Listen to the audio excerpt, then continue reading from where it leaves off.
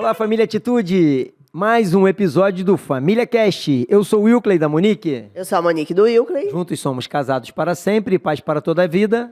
De Raia, Patrick, Eric e Kaique.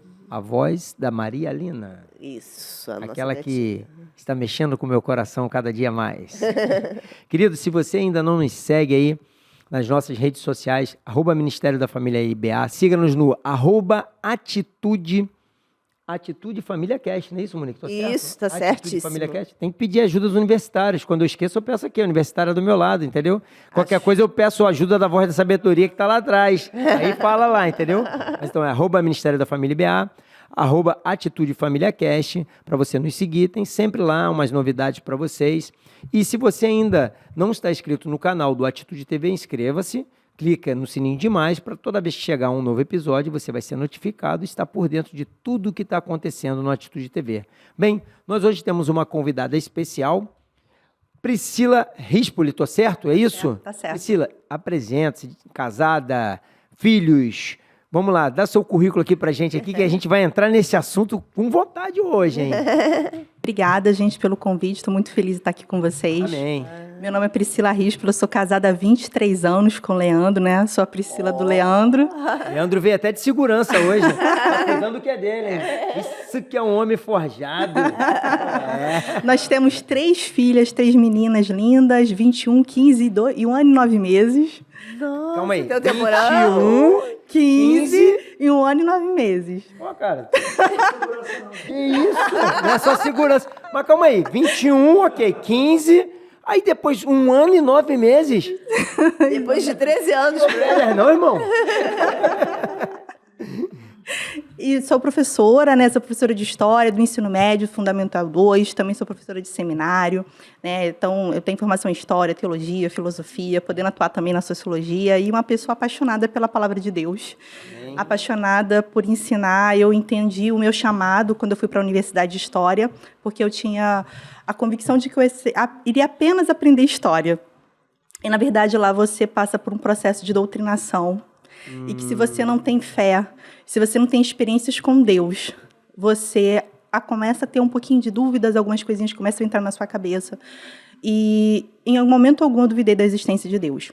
Mas eu sempre falo para os pais que me procuram, muitas vezes na igreja, quem pode, tem condições, coloque seu filho numa escola cristã, com propósitos e valores cristãos. Isso faz muita diferença. Muito bom. E esse nosso tema hoje é um tema bem forte, né? Um tema poderosíssimo, né? Falar sobre isso, né? Sobre o cristão e o Brasil.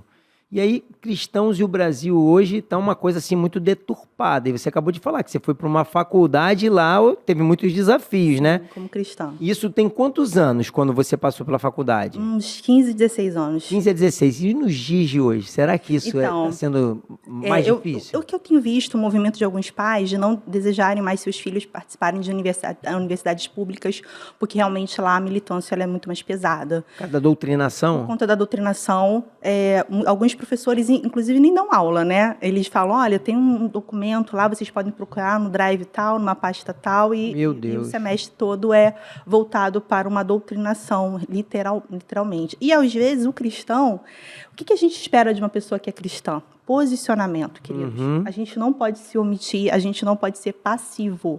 Sim. Nós precisamos ser atuantes. O que eu tenho visto também nas universidades são movimentos de cristãos. A gente está começando, ainda que muito lento, de células, de reunião de jovens. Eu tenho vi alguns vídeos na internet sobre isso. Em escolas, mas ainda há muita perseguição. Então seria, tipo assim, algum fator para fazer para a mudança seria já começar esses movimentos, mesmo que pequenos, eles estão acontecendo. Eu sempre digo que a igreja, quando ela não se posiciona e ela não toma lugar em um espaço e tomar posse daquele lugar, quem vai tomar posse são as trevas.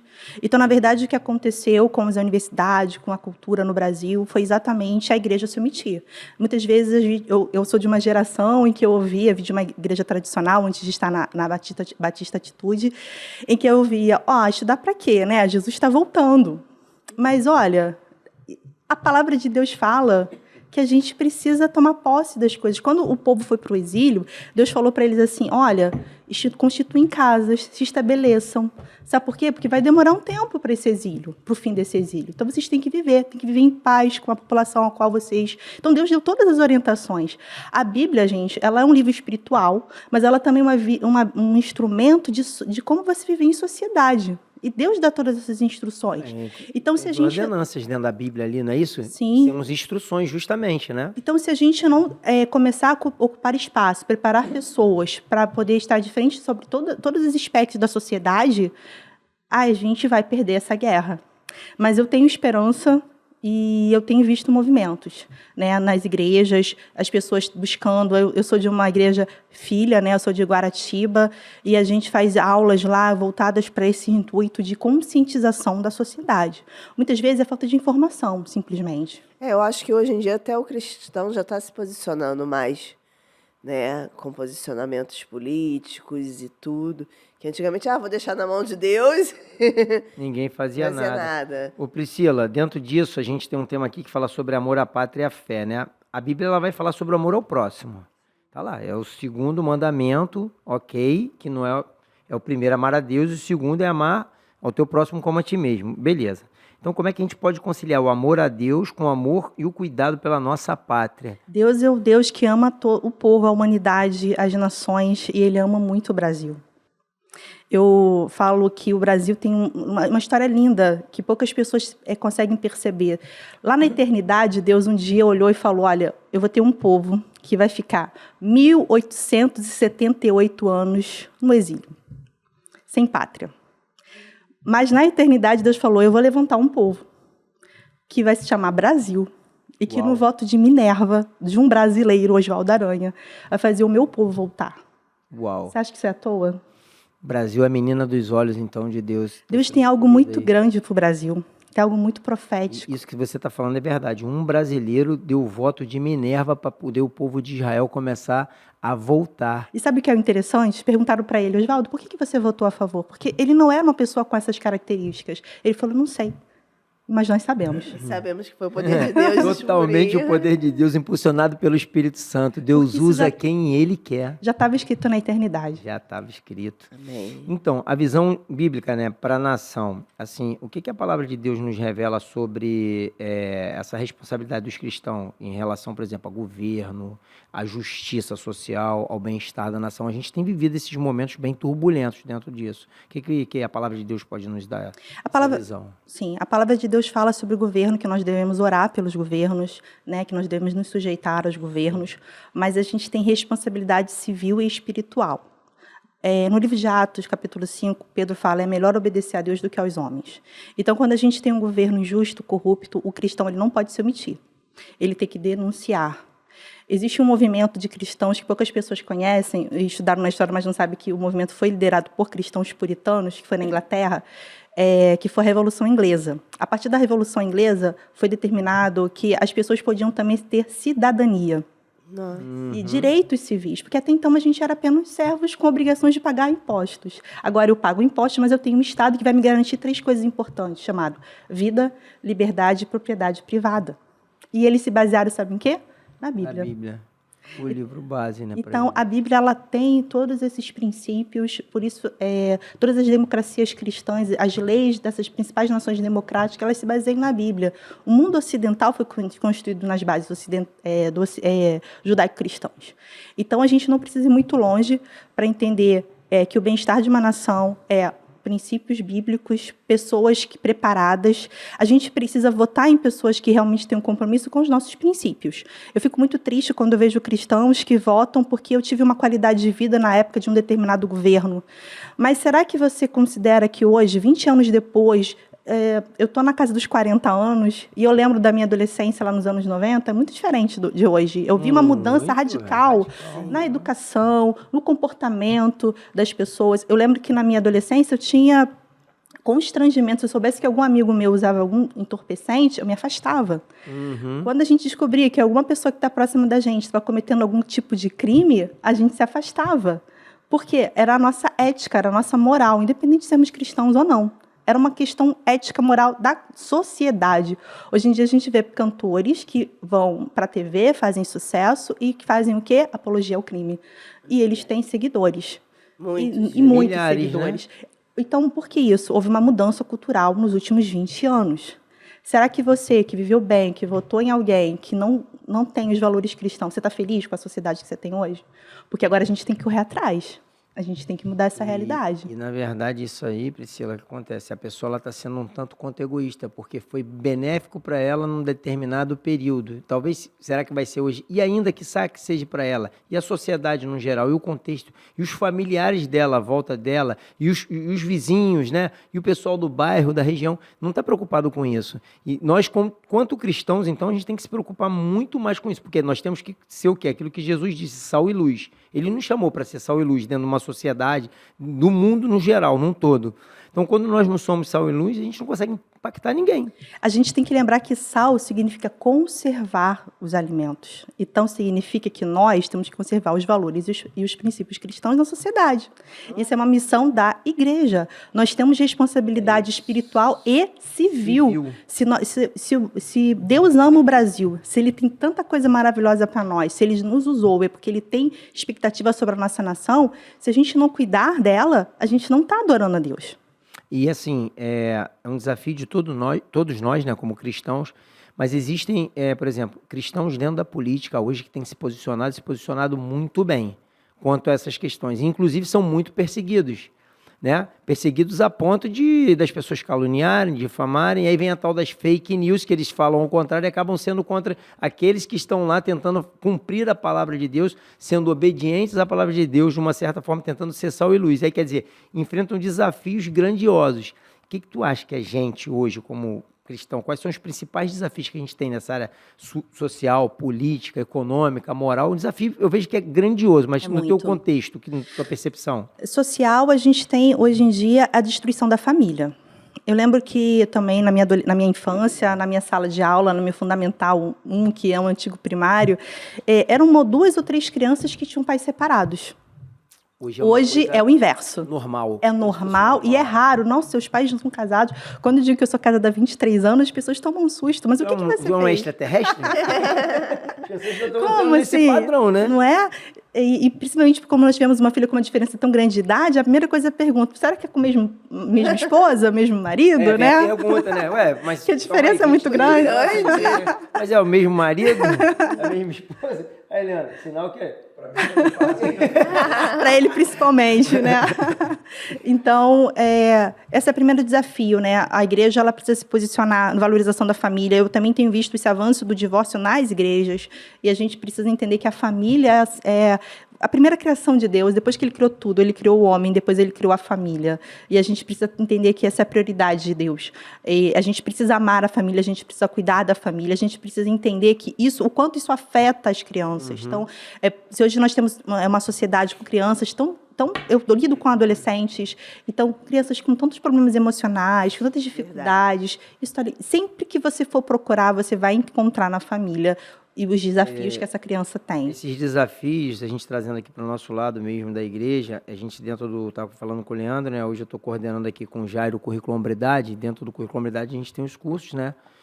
E uma das maiores coisas que a gente vê dentro dos cursos escritos os livros pelo Edwin Lewis Cole, fala muito sobre paternidade. A identidade paterna hoje ela foi totalmente destruída. Então a gente tem alguns livros, algumas pesquisas que mostram que a maioria dos delinquentes, né, dos caras que são viciados, tem problema com pornografia, com prostituição, com adultério, que passaram a ser ladrões, né, de alguma maneira marginais, são todos eles, a maioria, com problema de paternidade. A ausência da paternidade tem causado isso. Através de quê? Dos divórcios. São divórcios que aí o homem vai embora, ele acaba esquece que ele divorciou da mulher e largou o filho. E isso, na nossa época, não tinha Não, isso. A era gente não muito via isso, era muito difícil, menor, era né? muito menor a E quantidade. mesmo assim, né, o homem às vezes até separava da mulher, mas ele ainda continuava tendo aquela Tendo uma- A hombridade era responsabilidade, diferente, né? era Ele ainda mantinha os diferente. princípios de hombridade. Mas a gente percebe que a cultura mudou nos últimos 20 anos. Verdade. Então, essa transformação. Na parte política, a questão do combate à corrupção. Né? A gente vive num país em que, infelizmente, a corrupção é algo já entranhado na sociedade. As pessoas, elas falam e reclamam da corrupção, mas... Isso é até cultural, né? Isso. Mas, às vezes, você é corrupto no seu dia a dia. E você, para denunciar uma corrupção, você tem que ser uma pessoa íntegra. Eu lembro que uma vez eu vivi uma situação muito constrangedora. Há uns 16 anos atrás, eu fui fazer uma detetização e a pessoa, eu num valor, tipo, R$120, e a pessoa falou para mim assim, olha, se você quiser por fora, eu faço por 80. E ele estava todo uniformizado, com o aparelho todo da empresa, e ele sendo uma pessoa corrupta. E eu falei, não, eu quero fazer por 120 e eu quero a nota fiscal. Então, assim, no dia a dia, às vezes a pessoa ela é corrupta no seu âmbito, assim, pequeno, ambiente, então você precisa ter esse combate. Nós cristãos somos precisamos ser pessoas íntegras, porque nós somos sal, porque nós somos luz. Na economia, a desigualdade social, que ainda existe, que impera, mas que é resultado também dessa corrupção, né? De um desequilíbrio. A gente tem, muitas vezes, governos que acham que gastando mais, dando mais assistencialismo, vão resolver os problemas sociais, e, na verdade, o sucesso de um programa social é quando as pessoas saem. O sucesso quando elas estão dependendo. De jeito nenhum. Verdade. Eu não sei se vocês sabem, a Argentina já foi um dos 5 países mais ricos do mundo. Sim. E por que a Argentina hoje é um país tão pobre, tão miserável, com mais de 50% da população abaixo da linha da pobreza? Porque um dia se pensou em fazer assistencialismo. Eles passaram muitos anos dentro desse assistencialismo. Né? Um movimento chamado peronismo, que no Brasil a gente teve algo parecido chamado getulismo, e que a gente tem hoje um movimento muito parecido, né, que nós podemos chamar de lulismo, né? Então, a gente pode falar. São situações que, assim, os governos vão gerando esse tipo de dependência do povo, né? Eu acho que, assim, assistência social não é algo ruim. Nós fazemos na igreja, nós trabalhamos muito a ideia de dar alimentos, dar remédio, ajudar as pessoas, mas a ideia é que essa pessoa não seja dependente. Isso aí, que ela possa, naquele momento de necessidade, a gente possa suprir, mas, posteriormente, que ela possa seguir a vida e prosperar. Na verdade, tem que dar um ofício para ela, para que com esse ofício ela consiga sustentar a sua família. Isso. E aí você consegue realmente ver a diferença de quem realmente quer alguma coisa ou quem quer viver do assistencialismo. Porque também tem isso, tem a pessoa que ela não quer abrir mão disso. É que a gente mora no Recreio, né? Então, um dia eu estava assim na porta do banco. Hoje a gente quase não vai mais a banco, mas eu tive que ir no banco, né? Não vou dar propaganda do banco aqui, que não patrocina o podcast. Se quisesse me patrocinar, tava tudo certo. Não é não, Fabrício? Pô, não é? Soltava isso, saía até a imagem. Então, eu estava na porta desse banco, no qual eu sou cliente, e aí eu precisava fazer uma transação de depositar um dinheiro para poder fazer um Pix. Era isso, precisava fazer, estava com espécie, precisava fazer um Pix. Tinha uma jovem na porta do banco, ela veio me pedir um valor, pudesse ajudar e tal. Eu virei para ela e falei assim, poxa, eu sou da Igreja Batista Atitude, nós temos o Instituto Assistencial, você é uma jovem, você tem saúde, eu posso te levar lá agora e ali a gente te encaminhar para um local onde você possa conseguir um emprego, tá? Como jovem, você vai conseguir alguma coisa, de lá você vai sair com uma cesta básica, se precisar de roupa, vão pegar todos os seus dados, você tem que documentar. Ah, não, mas hoje eu não vou poder e tal. Eu voltei um tempo depois, ela estava no mesmo lugar. Não quer, entendeu? É justamente isso, não quer mudar. É aí que acontece, a gente tem um tópico aqui que fala sobre a mudança de atitude, né, das pessoas. Então, assim, o título do episódio já vai sugerindo isso aqui pra gente, né? E aí, o que precisamos mudar? Qual a principal mudança de atitude que você acredita ser crucial para o povo cristão no Brasil neste momento? Uma coisa que eu queria falar sobre a questão do jeitinho brasileiro. A gente tem que orar e repreender isso, em nome de Jesus. Isso aí é uma potestade. Exatamente. Isso é uma potestade. E a gente precisa ter o entendimento que a mudança mais importante que a gente precisa ter é de atitude. A igreja, ela não pode ser omissa e passiva diante dos desafios e nem se calar. Ela tem que se posicionar. Ela tem que se posicionar. Às vezes eu vejo algumas pessoas falando assim, eu não quero me posicionar porque eu vou trazer atritos, eu vou trazer alguns problemas. Não é você ser radical, não é você bater boca com ninguém, não é você brigar com ninguém. O caminho do meio, eu escuto muitas pessoas falando. Opa, vamos ver se é a mesma coisa que eu falo. Vai lá. Então, tem duas coisas, né? Eu falo que o muro é do diabo. Isso. Porque tem nessa historinha. É do Didi. Isso. E a Bíblia, em Apocalipse, diz que é melhor você ser frio e quente quente do que você ser morno, porque se você for morno, você vai ser vomitado. É isso aí, Deus vomita o morno. Então, e a gente precisa ter assim, esse entendimento. A igreja, ela precisa ensinar também. Acho que faço parte do Ministério da Escola do Avivamento, então a gente tem essa proposta e as igrejas precisam se posicionar, não só em períodos de campanha política, mas também em todos os momentos, ter essa conscientização política. Muitos votam por apadrinhamento, por emoção, por algum assistencialismo. Próprio, né? Mas eu acredito que se a igreja ensinar, mostrar, falar, porque eu vejo as pessoas hoje procurando entender um pouco mais de política, mas ainda não é a maior parcela da população. A maior parte da população vê TikTok. Né, ver aquelas dancinhas do TikTok. Verdade. Então... Hoje eu vou te dizer que é muito, viu?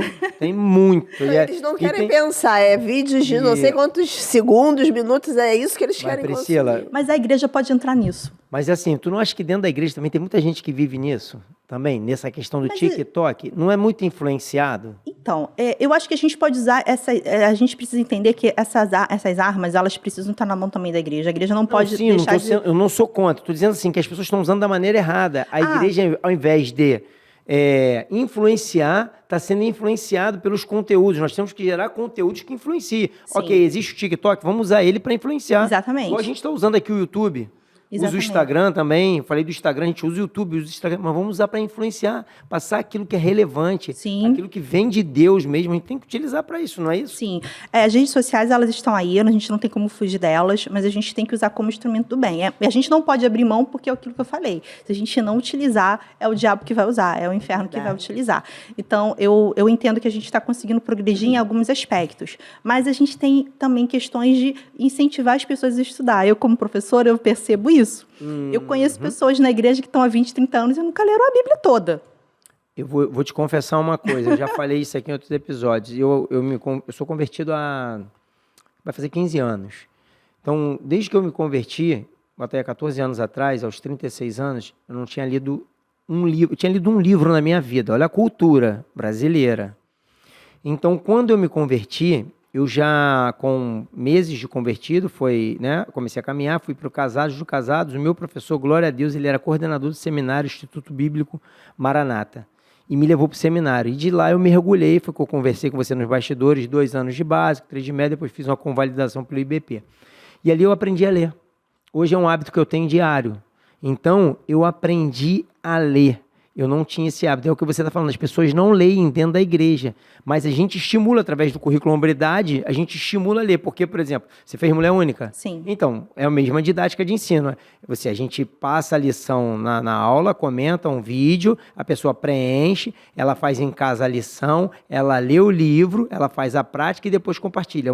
É um método de ensino multissensorial. Isso desenvolve a pessoa. A vontade da leitura. Mas a gente tem esses instrumentos. Você, por exemplo, como professora de seminário, está junto da Escola do Avivamento, sabe que as pessoas têm preguiça de estudar, gente. Sim. De ler. Mas eu vou te falar, às vezes a gente precisa também atrair as pessoas para alguns ensinos. Por exemplo, eu fiz um curso na igreja, eu comecei com 10 alunos e depois a gente terminou com a igreja cheia. Porque a igreja se interessou pelo tema. Então, às vezes, a gente tem que ser criativos. Isso é um tema dinâmico, né? Que atrai as pessoas. E seja um tema atual, um tema que as pessoas se envolvam. Por exemplo, eu falei sobre os 4 cavaleiros, eu coloquei o nome do curso de Os 4 Cavaleiros do Apocalipse.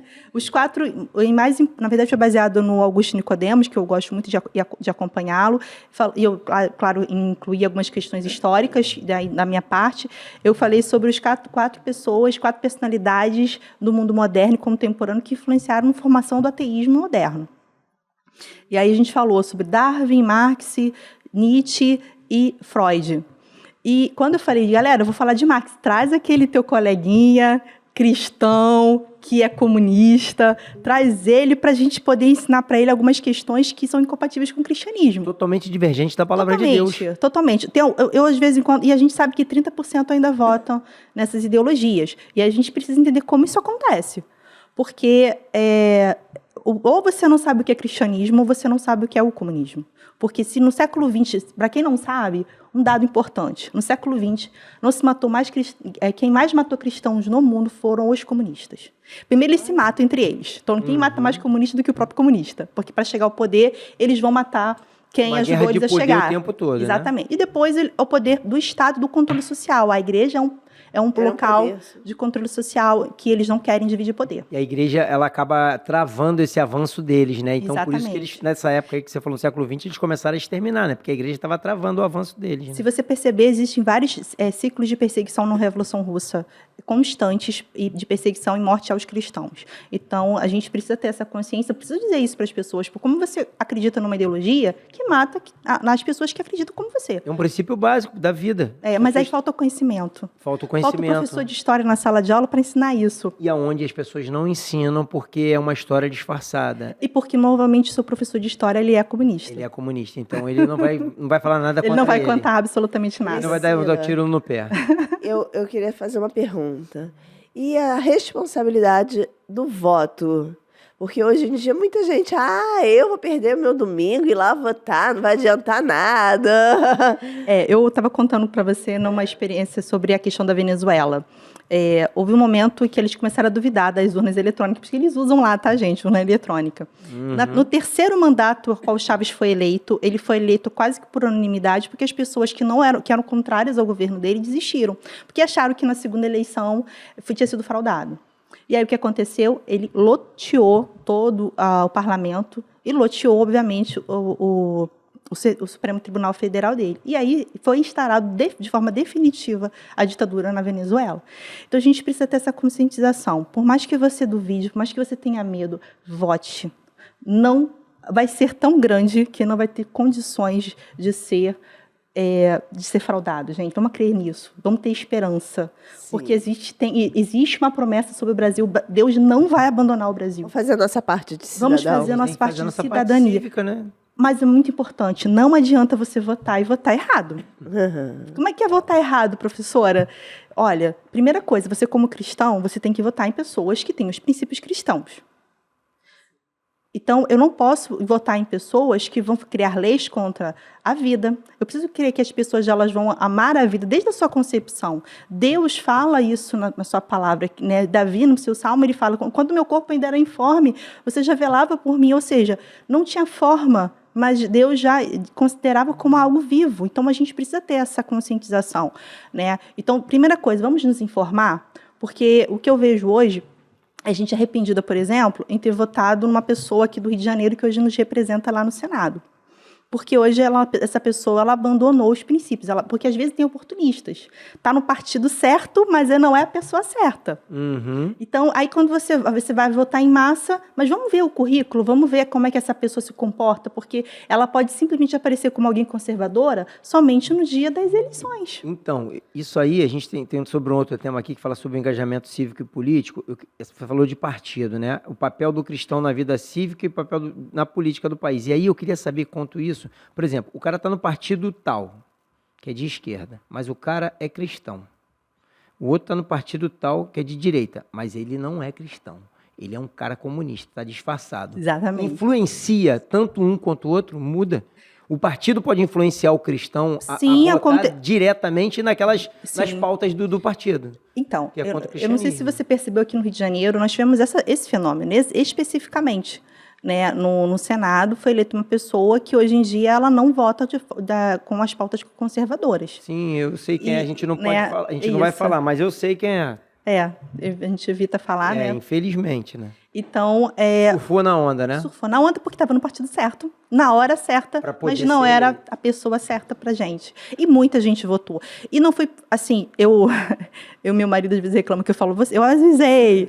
Eu conversei com muitas pessoas, eu pedi, não faça isso, olha o currículo primeiro. Então, o que eu peço às pessoas é que, antes de tudo, conheça o currículo, a família, como é essa pessoa, se ela tem princípios, se ela realmente está disposta a lutar pelos princípios cristãos, da família, da vida. Porque Na verdade, vai lá no Google, isso aí a gente pode até falar, faz uma pesquisa. Hoje a gente tem as redes sociais, gente. Isso aí, dentro dessa pesquisa dá para saber tudo isso, porque, por exemplo... Se está respondendo um crime, um processo criminal. E assim, é você realmente saber a conduta moral dessa pessoa, como é que foi durante a vida dela, pesquisar, porque, está falando, esse não tinha os princípios cristãos, surfou dentro da onda de um partido que era para poder ser eleito. E tem aquele que é cristão e entra lá, porque para você estar no partido é uma oportunidade. Tem partido que quer aquela pessoa lá. Só que você acaba tendo que votar nas pautas do partido e é tudo contra os teus princípios. Exatamente. Isso é complicado, as pessoas não conseguem entender isso. Aí entra a questão do teu engajamento na área cívica, política. Você tem que ter esse entendimento. Se a gente não se envolver, como é que a gente vai aprender? Sim. Exatamente.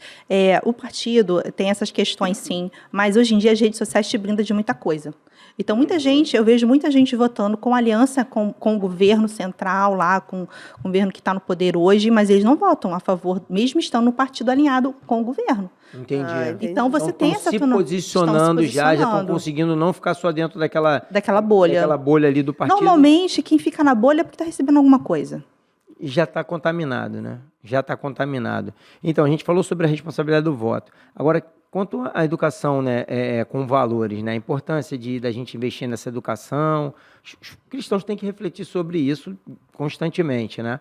Agora, tanto em casa quanto as instituições de ensino. Você, como educadora, deve, de uma certa maneira, como você falou, tem pais que chegam até você para pedir, né, ajuda, e como professora de seminário também fica mais tranquilo, porque é um seminário cristão, a gente tem mais liberdade para falar sobre essas coisas. Como é que você entende essa educação desses valores? Primeira coisa, entender que a ética, a moral, a base, ela vem da família. A escola é só um complemento, o local em que você vai transmitir conhecimento para as pessoas, enfim, e o local também de socialização. Mas eu sempre falo para as pessoas, quem puder, quem tiver condições, colocar o seu filho numa escola cristã. Existe uma fase da sua vida, que é mais ou menos ali a partir dos 12 anos, o seu filho vai entrar no 6º ano. O 6º ano é onde a gente, em história, e é sempre que me procura, ele está sempre reclamando do professor de história, é impressionante. 99,9% é professor de história. Professor de história ocupado. É sempre. Aí, de vez em quando, é um professor de geografia, mas 99% é professor de história. Por quê? No 6º ano, seu filho está com 12 anos, né? 11, 12 anos. A gente começa a ensinar história antiga. A gente vai estudar os assírios, os babilônios, os egípcios, todos aqueles povos que Israel vai se relacionar. Se você tiver a oportunidade de colocar seu filho numa escola cristã, a gente vai ensinar usando a Bíblia. Então, a gente vai falar assim, olha, você sabe dos assírios? Os assírios tiveram o primeiro exército permanente, equipado e treinado pelo Estado. Mas sabe como é que era naquele tempo? As pessoas iam lutar com a arma que elas tinham em casa. O rei convocava para lutar contra outra nação e com que você preservava a sua casa, a sua família. Por isso, a gente usa o exemplo de Davi. Davi foi lutar com o quê? Com uma funda, porque é o que ele defendia, a terra dos seus pais. Então, a gente faz todas essas relações, a criança sai assim, maravilhada com aquilo. Mas os livros até mostram, né? Por exemplo, as Bíblias ilustrativas têm muito isso, né? Que mostra justamente o que usava. Ele consegue mostrar para eles, ficam encantados, né? Eles ficam maravilhados. Mas se você coloca numa escola não cristã, ele vai colocar o seu filho com dúvidas. Ele vai começar a questionar a Bíblia. Aí você chega lá na parte do Império Romano e vai começar a questionar a própria existência de Jesus. E óbvio, gente, não existe nenhum historiador sério hoje no mundo que duvida da existência de Jesus. Ponto. Tá? Isso é ponto. Não existe isso. Mas o historiador... Questionável isso. Então, não existe questionamento sobre isso. A arqueologia prova isso a todo momento. Nós temos 10 fontes históricas extra-bíblicas que falam de Jesus. Só isso. Então, mas existe sempre aquele historiador que ele, por militância política, militância ideológica, ele vai criar dúvidas no coração e na mente dos seus filhos. E é exatamente por isso que, às vezes, eu sou procurada, para ajudar, para auxiliar, para conversar com essa criança. E as crianças, elas são bombardeadas na escola. E é óbvio, mas eu quero que meu filho continue em uma escola secular, eu gosto do ensino. Fiscalize o que o professor está falando para os seus filhos. Porque muitas vezes, quando você vai ver, ele simplesmente já conheci meninos jovens que eram da igreja, que eram ativos e que um dia falaram, não quero mais, porque eu não acredito mais. Porque um dia ele acreditou no que o professor uma lavagem falou. Cerebral, literalmente. Né? O que eles fazem é isso, né? Isso. Infelizmente, é algo que corrompe os valores, os princípios cristãos, todos eles. Agora, dentro da unidade entre os cristãos, a gente tem muitas divisões. Isso aí é uma das coisas que eu digo o seguinte, o cristão, ele é como se fosse uma manada de boi, ele não sabe a força que tem, ele quer agir sozinho. Uma coisa é o boi estar sozinho, outra coisa é a manada. Para encarar uma manada é muito difícil. E aí, a Bíblia vai falar que o povo da treva ele é mais prudente que o povo da luz, né? Eles acabam sendo mais unidos, né? Sim. Então, assim, não vou falar aqui que é uma seita, que as pessoas podem ficar aí, eu não estou aqui para crucificar ninguém, mas eles fazem entre eles, aonde o cara tem um comércio de roupa, todo mundo compra no comércio do cara. Tem de carro, todo mundo compra no do cara. Tem a padaria, vai na padaria e tal. Por que o cristão não usa assim? Não usa dessa força?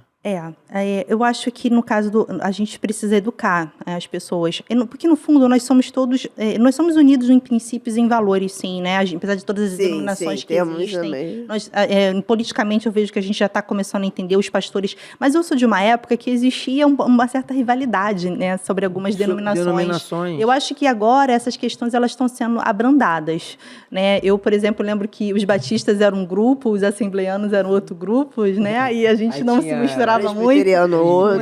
Um era mais intelectual, estudava mais, o outro é mais espiritual. Né? Então, eu percebo que hoje a gente está tendo uma união maior nesse sentido. Nós estamos nos identificando, existem movimentos com várias denominações. Né? Meu marido faz, por exemplo, parte do Forjado na Fé, tem pessoas de várias denominações. Então, essas barreiras, eu acredito que elas estão caindo, mas é uma questão... A gente está falando sobre um movimento legendário, está fazendo isso, porque pessoas de denominações no mundo todo participam desse movimento, e o fundador, ele já falou várias vezes, Shep Putz, que ele não está preocupado com denominação, ele está preocupado com o corpo de Cristo. Exatamente. Com o reino, para buscar essa unidade. E ali não está para fazer homem virar homem, para ser mais homem. Não, é justamente para o cara ter uma experiência, entender que ele pode ser potencializado dentro da igreja local dele e ajudar a transformar a sociedade. Esses movimentos são incríveis exatamente com esse objetivo, de derrubar essas barreiras.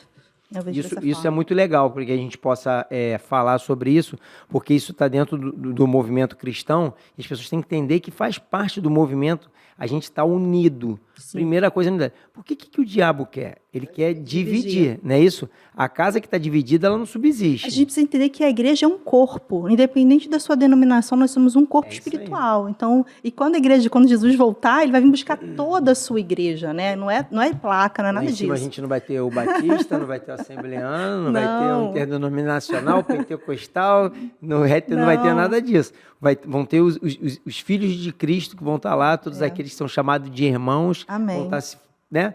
E a gente não vai, diz também, dentro daquilo que eu estudei, você mais do que eu, a gente não vai lembrar um do outro nome, mas a gente vai estar todo mundo juntinho lá. Mas já vamos ter um novo nome. Um novo nome. Amém. E aí o Senhor, todo mundo glorificado, né? Isso aqui já não existe mais, né? Sobre a questão de profecia e ação. Como é que a gente pode equilibrar expectativas proféticas sobre o futuro do Brasil? Né? Você falou sobre lá atrás de Oswaldo Aranha, né? Há uma profecia, uma bênção isso, especial. Uma bênção especial, e com a nossa responsabilidade de agir, né, no presente para que a vontade de Deus se manifeste através das nossas vidas. Assim, a igreja é um agente transformador da sociedade. A gente primeiro tem que tomar posse dessa verdade, né? Eu vejo uma sociedade carente de uma direção, e a igreja é essa resposta, né? Através da igreja, né? Deus é essa resposta. Então, a questão profética que eu sempre falo, assim, há uma bênção, mas a gente precisa tomar posse da bênção. A gente tem que se posicionar. Acho que a primeira coisa, existe uma profecia, né, na vida de Abraão que tem resultados até hoje. Abençoarei os que te abençoarem, amaldiçoarei aqueles que te amaldiçoarem. Então, nós precisamos ter pessoas, governos, alinhados com Israel, amando, protegendo e abençoando Israel. Eu oro todos os dias por Israel, porque isso é um mandamento. Nós temos que amar esse povo. Então, a gente tem que fazer alguns alinhamentos nesse sentido, inclusive políticos, né? A gente tem que estar a favor do povo de Deus. E, nesse momento, a gente não está tendo esse tipo de postura com o nosso governo, infelizmente. Então, eu tenho fé, eu tenho esperança, e eu tenho profetizado que em 2026 nós vamos ter uma mudança radical nesse nosso país. Nós vamos ter uma pessoa decente, digna, íntegra, uma pessoa de Deus diante do nosso governo. E principalmente alguém que abençoe Israel, porque nós somos um povo abençoado. E nós não vamos perder, nem vamos abrir mão dessa bênção. E assim, eu estava lendo uma matéria, né, sobre algo que eles estão querendo colocar para calar as igrejas, né, para as igrejas ficarem limitadas a certos comentários, certas postagens nas redes sociais. Aí vem o tal do limite na rede social que eles dizem que não são, e estão querendo colocar. Aí vem aqui através do YouTube, através do Instagram, através do TikTok, quer que seja. Palavras, palavras que fale contra. Espero não ter falado nenhuma. Coisa. Não, mas a gente não falou nada, a gente não citou nada, mas assim, isso está ligado com o futuro que a gente deseja. Sim. Existem nações hoje, queridos, por exemplo, eu não sei se você sabe, mas a Inglaterra já foi o país da Bíblia, o povo da Bíblia. E sabe o que acontece hoje? Eu vi uma história que me chocou. Um rapaz, ele estava orando na frente de uma clínica, né, de sacrifício de crianças, vamos chamar assim, pode falar isso? Não sei se eu uma posso falar. clínica... Né? Uma coisa que não valoriza a vida dos bebezinhos. Então, o que aconteceu? Ele foi preso. Porque ele estava orando. Ele só estava orando, gente. Ele não estava fazendo nada. Ele estava na esquina. Ele não estava nem no terreno. Ele não estava no portão da clínica. Ele estava do outro lado, na esquina, orando. E a clínica chamou a polícia porque ele estava fazendo uma coisa que lá é crime. Importunação religiosa. Uau! Ou seja... A gente está vivendo uma realidade de um país que um dia já foi um dos países que mais enviou missionários pelo mundo. Ali teve o puritanismo, que colonizou os Estados Unidos, que transformou ele numa grande nação, que depois também enviou grandes missionários, inclusive para o Brasil, quando a gente estuda a história da igreja no Brasil. Então, são esses cuidados que a gente fala. Por isso que é tão importante o voto. Vote de forma consciente, se informe, não deixe, não jogue, não deixe de votar, não acredite que existem coisas que não vão acontecer. A gente precisa ter fé e esperança. Amém. Podemos sonhar. Nós vamos viver essa realidade porque nós temos uma promessa. Nós já estamos declarando que Amém. vamos viver essa possibilidade de partir lá de outubro de 2026. Em nome de Jesus. Deus já preparou a pessoa certa para Amém. entrar ali para a gente começar essa mudança que ela foi iniciada há um tempo atrás, mas tentaram interromper. Mas a Bíblia diz que o inimigo levanta para cair. Então já levantou para cair em nome de Jesus. Amém. A gente declara isso em nome de Jesus. Deixa uma palavra aí para as pessoas de incentivo, motivação, alguma coisa que faça com que as pessoas, se posicionem como cristãos perante a política, não temendo expor a sua fé, porque as pessoas ficam como crente oculto, né? Crente 007. Sim. Né? Deixa uma mensagem para essa galera aí. Galera, eu quero deixar 2 palavras importantes. Primeiro, eu quero fazer um desafio para a igreja. Que a igreja se levante, que a igreja se posicione, que a igreja tome posse das promessas de Deus para a nossa nação. Creia, há uma promessa sobre o Brasil, mas se a gente não ter as ações corretas, o posicionamento correto, a gente vai perder. A gente precisa lembrar que nós somos o povo em que as promessas correm atrás de nós, porque nós somos povo de Deus. Nós não corremos atrás das promessas, elas correm para nós, na nossa direção. Mas a gente precisa ter o quê? Um coração, um caráter, uma integridade diante de Deus e diante dos homens. Precisamos ser pessoas corretas, pessoas que vão denunciar, sim, a corrupção, o erro da sociedade e se posicionando e não abrindo mão, principalmente das nossas convicções, sabe? Às vezes é um desafio até mesmo dentro do ambiente cristão, você tem que se posicionar, porque o certo é o certo, mesmo que ninguém esteja fazendo. E o errado é o errado, mesmo que todo mundo esteja fazendo, porque isso é o que a Bíblia diz, nós temos que fazer aquilo que Jesus nos ensinou, no nosso modelo é Ele. E eu quero deixar uma palavra de esperança. Lembre-se, nós somos aquele povo que na eternidade Deus usou para devolver Israel para a sua terra. E Deus não escolheu o Brasil à toa. Eu quero que você pegue essa palavra, coloque no seu coração. Eu creio, numa outra situação que eu sempre falei no meu seminário, quando eu dou aula no seminário, eu creio que aqui no Rio de Janeiro nós vamos viver um grande avivamento. Amém. E vai ser esse avivamento que vai salvar esses jovens que hoje estão aí no crime, que estão fazendo tanta coisa. Eu oro para o Senhor, eu não sei aonde Deus vai fazer. Eu não sei em que local, mas eu sei que vai ser algo tão grande que isso vai transformar o Rio de Janeiro. Aleluia. E eu quero pedir que você tenha a esperança, que você comigo ore constantemente sobre essa chuva que vai cair sobre o Rio de Janeiro. Porque eu não sei se vocês sabem, irmãos, você sabe onde foi o primeiro culto protestante, a primeira Santa Ceia protestante do continente americano? Rio de Janeiro. Uau! Vocês sabiam disso? 1557, os huguenotes, que são os presbiterianos da França, estiveram aqui. E nós temos esse monumento lá no centro da cidade, numa catedral presbiteriana. Eu quero perguntar para você, você acha que isso é coincidência? Há uma promessa no Brasil, há uma promessa sobre o Rio de Janeiro, e nós temos que crer. Eu quero deixar essa palavra de esperança para você. Amém. Amém. Priscila, muito, muito obrigado por você se disponibilizar aqui com o seu tempo, seu conhecimento. Amém. Nós tivemos uma aula aqui em 40 minutos, um resumo, né, do que a gente tem para aprender. Então, você que ainda não segue a Priscila, o arroba dela vai estar aí, mas ela vai falar qual é o arroba no Insta? @priscila.rispoli. Então, Priscila é professora do nosso seminário Querigma, você que tem interesse de participar e aprender mais, para enriquecer mais o seu conhecimento e aumentar a sua fé, que com conhecimento a nossa fé vai ficando fortificada, a gente fica fortalecido. Eu falo isso por experiência própria, tá? Eu participei de seminário e foi onde a minha fé foi firmada na rocha ali, que é Cristo Jesus. E, amor, quem nos segue nas redes sociais, quais são as redes sociais que tem que seguir? Ministério da Família. IBA. E o Atitude Família Cash. Então é isso, siga-nos no @Ministério da Família IBA, @Atitude Família Cash. E no você final que do ainda ano, não... o que temos tem no final do ano? Nosso Cruzeiro da Família, de Família. 14 a 17 de dezembro. Então, se você ainda não fez sua inscrição, inscreva-se. Você, seu esposo, sua esposa e seus filhos. Se você tiver netinho, leva também, que é um momento ímpar em família. Nós estaremos lá curtindo dias maravilhosos em comunhão. E se você ainda não está inscrito no canal, inscreva-se aí no Atitude TV. Clique em todas, curte, comenta e compartilha. Um beijo no coração, saúde, paz e prosperidade. Até o próximo devocional.